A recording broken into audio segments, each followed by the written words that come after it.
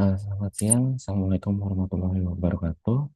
Terima kasih kepada Dr. Andrian Fajar Kusuma Dewi MSCS PKJ. Uh, Terima kasih juga kepada teman-teman semua. Di kesempatan kali ini saya akan menyampaikan modul gangguan psikiatri tentang disfungsi seksual organik.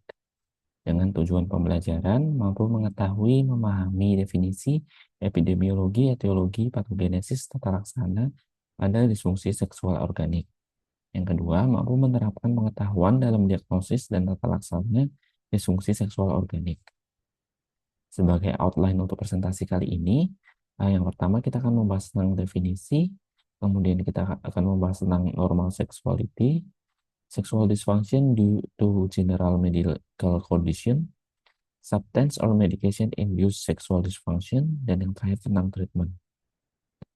Untuk definisinya, disfungsi seksual adalah hambatan dalam merespon rangsangan seksual secara fisiologis ataupun psikologis.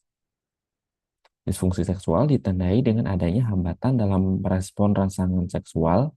Kalau secara fisiologis misalnya tidak ada lubrikasi, ereksi, atau orgasme, dan secara psikologis artinya tidak ada hasrat, tidak merasa terangsang, atau merasa cemas ketika berhubungan. Dari DSM-5, disfungsi seksual hanya didiagnosis ketika gejalanya merupakan sebagian besar dari gambaran klinisnya. Jika disfungsi seksual merupakan bagian dari gejala gangguan mental utama, maka yang didiagnosis adalah gangguan utamanya saja. Misalnya, jika hasrat seksual hilang sepenuhnya akibat depresi berat, maka tetap didiagnosis dengan depresi berat tersebut. Kemudian, sexual dysfunction due to general medical condition atau substance-induced sexual dysfunction ditegakkan apabila disfungsi seksual sepenuhnya disebabkan oleh kondisi medis umum, penggunaan zat, ataupun efek samping obat. Disfungsi seksual ini bersifat self-perpetuating. Jadi dia bisa memperparah dirinya sendiri karena misalnya kecemasan akan performa seksual, kemudian muncul kesulitan mencapai kenikmatan sehingga makin cemas dan makin sulit merespon rangsang seksual. Ini akan menjadi sebuah siklus negatif yang memperpanjang gangguan. Kemudian untuk normal sexuality uh, adalah persepsi seseorang terhadap gendernya. Jadi ini relevan untuk identitas, self-esteem, hubungan, dan perasaan sehat juga. Kemudian sexual behavior atau perilaku seksual ini normalitasnya didefinisikan berbeda-beda dalam sudut pandang budaya. Kemudian normal sexual behavior juga harus memberikan kepuasan terhadap diri sendiri dan seringkali kepuasan tersebut ditujukan untuk partnernya. Uh, Akhir-akhir ini perkembangan di bidang seksualitas itu termasuk dalam perubahan dalam penerimaan secara kultural dan secara legal terhadap perilaku seksual ini yang sebelumnya itu dipandang tabu atau tidak normal, sekarang lebih banyak penerimaan terhadap perilaku transgender dan homoseksualitas, sehingga sexual behavior ini berbeda-beda, normalitasnya didefinisikan berbeda-beda dalam sudut pandang budaya. Kemudian perilaku seksual dan central nervous system. Jadi perilaku seksual ini ada hubungannya dengan CNS kita. Yang pertama misalnya di korteks. Korteks terlibat dalam mengontrol hasrat seksual dan memproses stimulus seksual yang dapat mengarah kepada aktivitas seksual. Di dalam korteks ada orbitofrontal cortex, left anterior cingulate cortex, dan right caudate nucleus. Uh, Dalam sebuah studi di mana melakukan scan PET atau positron emission tomography untuk memonitor aktivitas otak pada laki-laki di usia sekitar 20 ketika mereka sedang menonton film termasuk film dokumentari, film komedi, dan film eksplisit secara seksual, menemukan bahwa di area-area tersebut lebih aktif selama stimulus seksual berlangsung. Kemudian untuk sistem limbik, Dalam kondisi normal, rasa takut dan cemas diatur oleh area otak seperti amigdala, hipokampus, dan insula. Sistem limbik stimulasi pada area limbik ini menstimulasi ereksi. Pada saat orgasme, aktivitas di area-area tersebut itu menurun drastis, sehingga menunjukkan bahwa pengalaman orgasme memerlukan pelepasan dari emosi negatif, seperti rasa takut, cemas, ataupun waspada. Untuk brainstem atau batang otak memiliki pusat-pusat yang menghambat dan merangsang refleks seksual. Misalnya ada nukleus paragigantoselularis atau NPGI, itu menghambat orgasme. Kemudian untuk neurotransmitter termasuk serotonin adalah neurotransmitter yang menghambat orgasme. Nah, inilah mengapa obat-obat yang meningkatkan serotonin, misalnya SSRI, itu sering menyebabkan efek samping berupa delayed orgasm. Dopamin, peningkatan dopamin dikaitkan dengan peningkatan libido. Kemudian untuk oksitosin atau neurohormon yang dilepaskan saat orgasme, itu menguatkan pengalaman seksual yang menyenangkan. Kemudian untuk sexual dysfunction due to general medical condition, ini ada berbagai jenis. Yang pertama adalah male erectile disorder. Jadi 20 sampai 50 dari gangguan ereksi pada laki-laki itu sebetulnya memiliki latar belakang organik. Penyebabnya ada banyak. Yang pertama misalnya comorbid DM, kemudian penyakit endokrin, penyakit vaskular, multiple sclerosis, trauma, dan juga fraktur dan yang lain. Untuk sehingga dalam riwayat perjalanan penyakit sangat krusial untuk menentukan kausa organik atau psikogenik. Untuk kategori vaskular misalnya aterosklerosis atau vaskulopati. Jadi kalau aterosklerosis itu misalnya penumpukan plak di pembuluh darah dapat menyebabkan penyempitan arteri penis dan penurunan aliran darah. Ejakulasi dini juga sering menjadi gejala awal penyakit jantung karena arteri penis sangat kecil dan sensitif terhadap sumbatan. Kemudian untuk molekuler misalnya disregulasi pada NO dan NOS. Jadi nitric oxide dan enzimnya NOS itu uh, berpengaruh kepada ereksi karena nitric oxide itu melemaskan otot polos dan meningkatkan aliran darah. Sehingga ketika ada disregulasi di NO itu menyebabkan gangguan pada ereksi. Untuk hormon misalnya ada testosteron dan juga eh, hiperprolaktinemia. Rendahnya testosteron akan menurunkan libido dan kemampuan ereksi. Kemudian untuk yang berikutnya adalah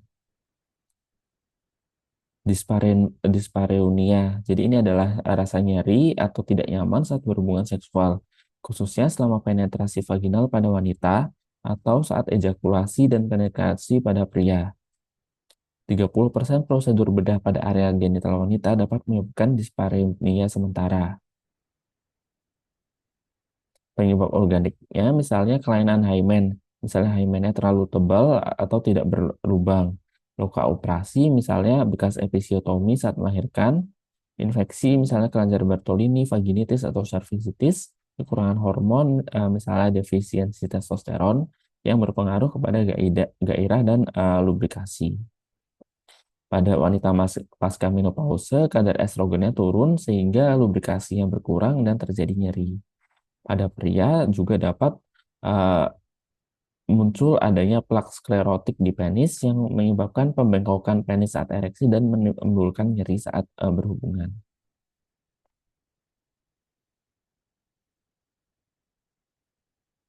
Kemudian untuk contoh lainnya adalah other male sexual dysfunction. Misalnya adalah delayed ejaculation. Ini dapat memiliki kausa organik, misalnya post operasi, traktus gastrointestinal yang atau penyakit-penyakit yang berhubungan dengan Parkinsonisme. Kemudian ada juga retrograde ejaculation yang pasti memiliki kausa organik, misalnya post operasi atau obat-obatan yang memiliki efek antikolinergik, misalnya ada fenotiazin.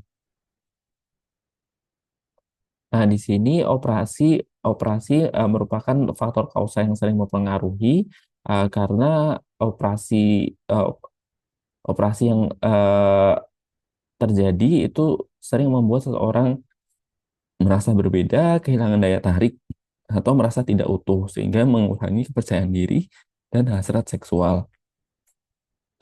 Untuk wanita, terdapat other female sexual dysfunction yang disebabkan karena penyakit organik, terutama endokrin.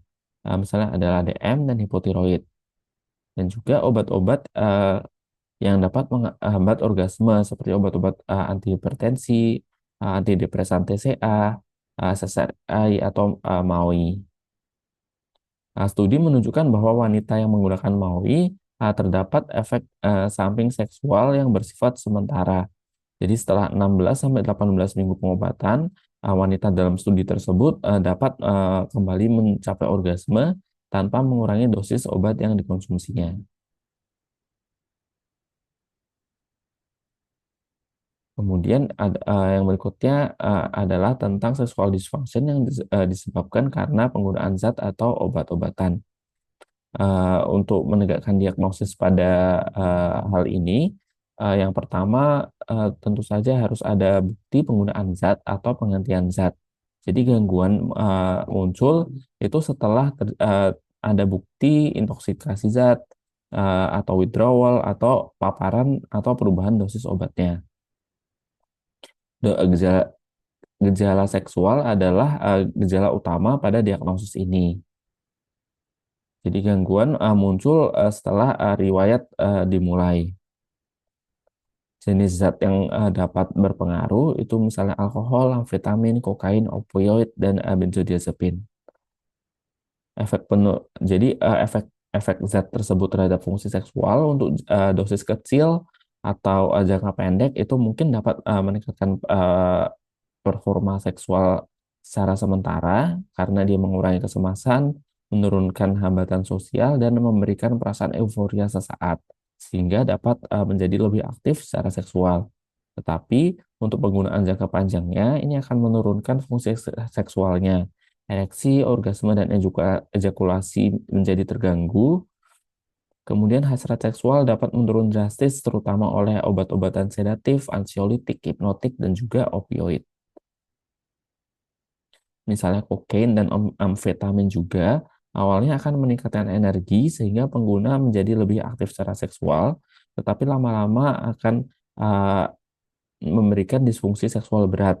Ereksinya lama tapi tanpa ejakulasi, kemudian pada akhirnya kemampuan ereksi akan hilang perlahan-lahan. Ini untuk kriteria diagnosis dari DSM-5-nya. Jadi yang kriteria A adalah gangguan secara signifikan dalam fungsi seksual ya, yang merupakan gambaran utama secara klinis. Kemudian terdapat bukti dari riwayat pemeriksaan fisik dan pemeriksaan laboratorium antara gejala dari kriteria A itu muncul selama atau setelah intoksikasi obat atau withdrawal atau perubahan dosis. Yang kedua, obat-obatan yang termasuk di sana memang dapat menyebabkan simptom-simptomnya. Kemudian yang berikutnya adalah tentang obat-obat psikoaktif yang dapat menyebabkan gangguan seksual. Yang pertama adalah antipsikotik. Jadi sebagian besar antipsikotik bekerja sebagai antagonis reseptor dopamin dan juga blokade reseptor adrenergik dan juga kolinergik.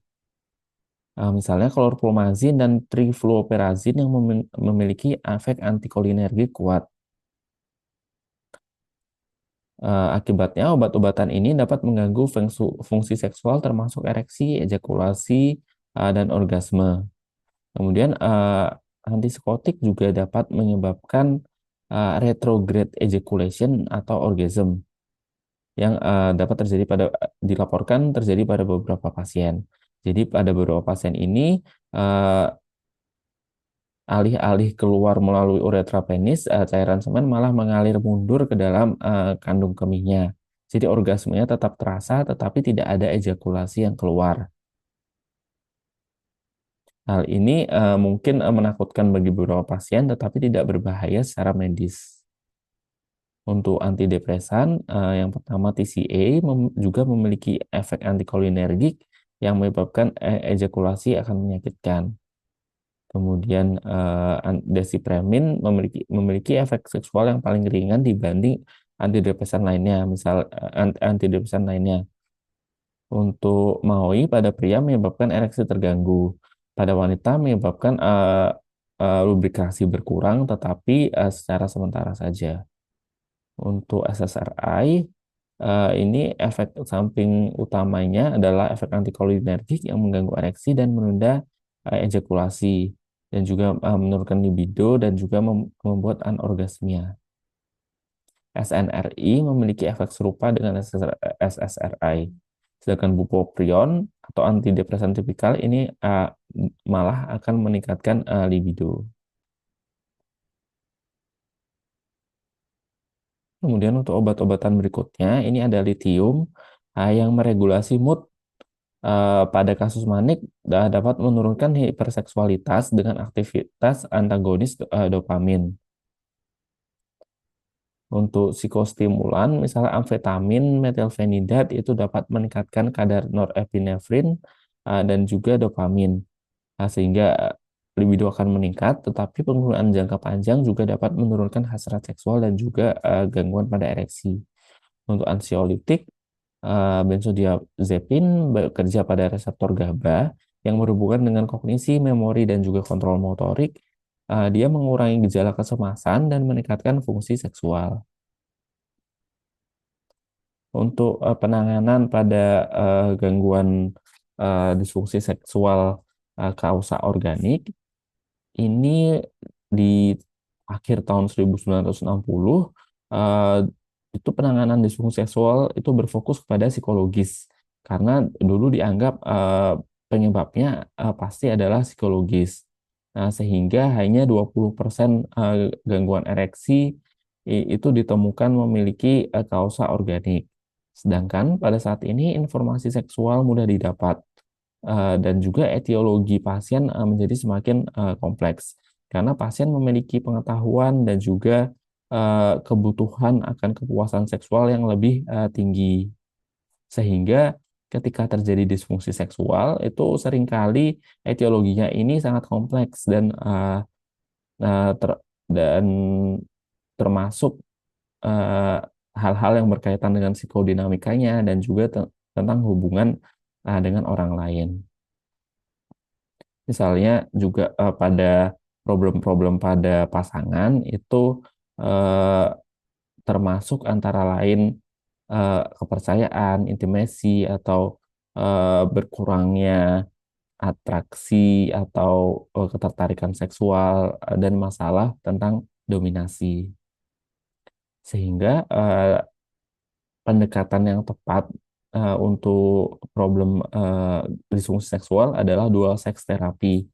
Ini adalah pendekatan yang sering digunakan di mana pasangan harus mengikuti terapi secara bersama-sama. Jadi bukan hanya istrinya saja atau suaminya saja, karena etiologi saat ini yang semakin kompleks. Jadi sebelum memulai terapi, pasien harus diperiksa dulu secara klinis, termasuk riwayat penyakit, kemudian pemeriksaan fisik, dan juga pemeriksaan laboratorium. Apabila kausa eh, medis itu atau kausa organik ditemukan, maka terapi harus difokuskan untuk gangguan organik tersebut. Selain dual sex terapi juga ada terapi perilaku atau behavior terapi. Ini bersifat jangka pendek dan bertujuan untuk mengurangi kecemasan akan performa seksualnya. Kemudian eh, ada juga hipnoterapi. Hipnoterapi ini berfokus kepada gejala kecemasan. Selain itu, untuk pendekatan lain bisa dilakukan dengan CBT atau yang berfokus kepada edukasi seksual dan juga pelatihan sensate fokus, yaitu latihan dasar untuk membangun kembali koneksi fisik tanpa tekanan seksual. Jadi berfokus kepada kesadaran sensoriknya untuk eh, menggunakan cermin untuk menyentuh bagian-bagian genital eh, dan berfokus kepada kenikmatan-kenikmatan tersebut.